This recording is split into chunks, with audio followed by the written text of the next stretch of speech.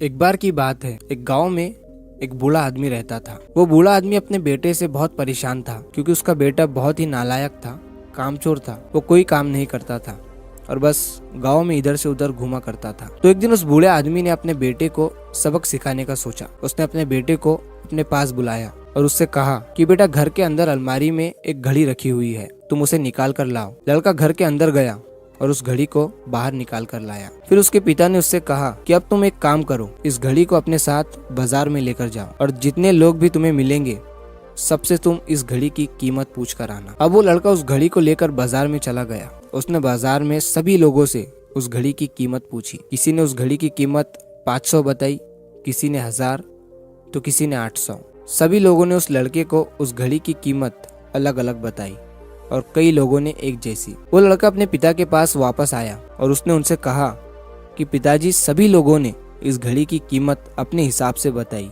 किसी ने 500, किसी ने 1000, तो किसी ने 800। अब उस बूढ़े आदमी ने अपने बेटे से कहा कि बेटा ठीक है, घड़ी को तुम अलमारी में रख दो और जाओ। अब अगले दिन फिर से उस बूढ़े आदमी ने अपने बेटे को अपने पास बुलाया और उसे फिर से अलमारी से घड़ी लाने को कहा। लड़का फिर जाता है और अलमारी से घड़ी निकाल कर लाता है। और अब उस बूढ़े आदमी ने अपने बेटे से कहा कि बेटा जाओ और आज तुम इस घड़ी के अंदर जो समय चल रहा है उसकी कीमत पूछ कर आओ। लड़के को समझ नहीं आ रहा था कि उसके पिताजी उससे क्या करवाना चाह रहे हैं। वो दुखी मन से फिर से घड़ी को लेकर बाजार में चला जाता है और सभी लोगों से उस घड़ी के अंदर जो समय चल रहा था उसकी कीमत पूछता है।